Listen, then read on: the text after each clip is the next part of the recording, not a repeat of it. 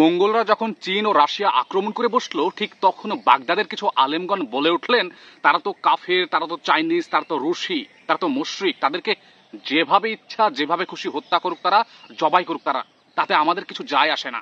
এরপর যখন সেই ধ্বংসের স্রোত মুসলিম উম্মাহর দিকে ধেয়ে আসলো, বলতে গেলে বোখারা, সমরকন্দ, খাওয়ারিজম আক্রমণের সময়, তখন বাগদাদ ও দামেস্কের আলেমগণ শুধু শুধু চেয়ে চেয়ে দেখলেন, কিন্তু মুখ খুললেন না।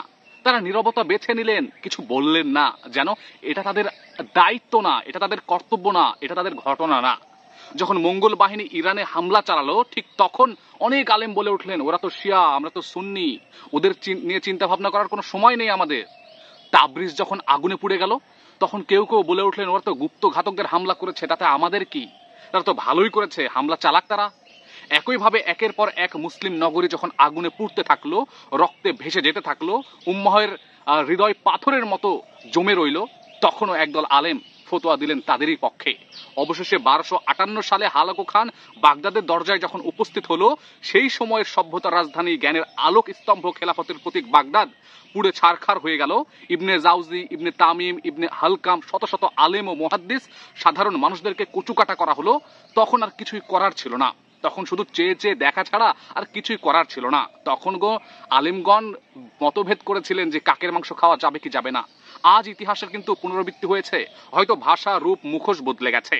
আজও আমরা বিভ্রান্ত, বিভক্ত, দ্বন্দ্বে লিপ্ত, শিয়া সুন্নি নিয়ে, হানাফি আলে হাদিস নিয়ে, হাত বাঁধবো কি ছাড়বো, আমিন জোরে বলবো না আস্তে বলবো, মোনাজাত করবো কি করবো না, পায়ের সঙ্গে পা মিলে দাঁড়াবো নাকি ফাঁকা করে দাঁড়াবো, এই সব ছোট ছোট ব্যাপারগুলো নিয়ে তর্ক, ঝগড়া, মারামারি, হিংসা, বিদ্বেষ, দলাদলি চলছে।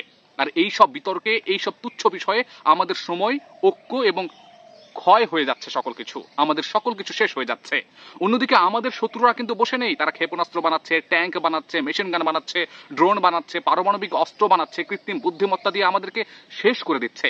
তারা গঠন করেছে আন্তর্জাতিক জোট, আর আমরা ভাঙছি আমাদের নিজেদের উম্মাহকে। তবুও কি আমাদের হুঁশ হবে না? তবুও কি আমাদের জ্ঞান হবে না? তবুও কি আমরা চিন্তা করব না? তবুও কি আমরা ইতিহাস থেকে শিক্ষা নেব না? তবুও কি আমরা একবারের জন্য হলেও এক কাতারে এক হব না? আমরা কি এক হতে পারি না? আমরা কি ভুলে গেছি যেদিন উম্মাহ এক ছিল, সেদিন রোম, পারস্য কেঁপে উঠেছিল, তারা ভয় পালিয়ে গিয়েছিল? আর আজ আমরা টুকরো টুকরো, তাই সবাই আমাদেরকে নিয়ে খেলছে, আমাদেরকে নিয়ে তামাশা করছে। তবুও কি আমাদের হুঁশ হবে না?